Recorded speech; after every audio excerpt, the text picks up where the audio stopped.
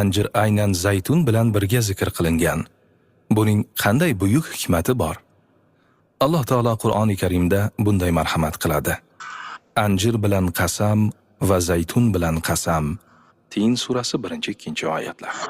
Buyuk mufassir Imom Moturudiy rahimahulloh aytadilar: Alloh taolo anjir va zaytunda ko'plab foydalarni mujassam qilgan. Shu bois ular bilan qasam ichgan.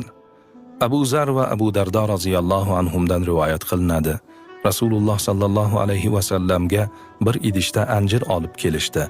U zot undan yedilar va sahobalariga: "Yenglar, agar jannatdan bir meva tushgan deganimda shu anjirni aytgan bo'lar edim. Chunki jannat mevalari danaksiz bo'ladi", dedilar. Imom Suyuti rivoyat. Inson miyasida al-mithalanodiz nomli o'ta muhim modda ajralib chiqadi. U inson sog'lig'i, ayniqsa farzand ko'rish va jinsiy salomatlik uchun katta ahamiyat kasb etadi. Bu modda 15 yoshdan 35 yoshgacha faol ajralib, 60 yoshdan keyin kamayib boradi.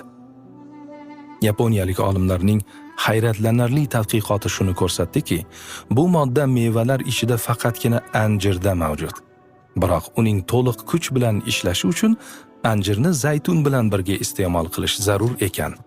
Olimlar xulosasiga ko'ra, bitta anjirga 7 ta zaytunni qo'shib yeyish natijasida ushbu mo'jizaviy modda hosil bo'ladi. Subhanalloh.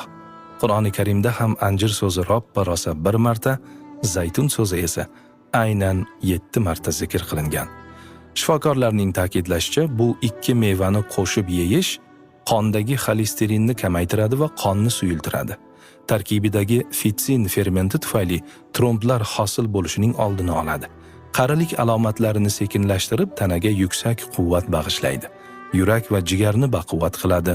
Hatto saraton hujayralari rivojlanishini to'xtatadi. Buyuk bobomiz Ibn Sino ham anjirni yurak o'ynashi va jigar xastaliklariga qarshi bosh davo sifatida qo'llagan. Uzoq muddatdan buyon farzand kutayotgan tirnoqqa zor azizlar, bu siz uchun ajoyib xushxabardir. Anjir va zaytun mevalarini Qur'on madh etgani, Rasululloh sallallohu alayhi va sallam maqtaganlari uchun ham tanovul qiling. Sarvari koinotning sunnatlariga ergashing va dilingiz tubidagi iltijolarni Allohdan so'rang. Allohning izni ila bu ikki muborak mevaning barakoti sababli tez kunda farzand ne'matiga bahramand bo'lasiz, inshaalloh.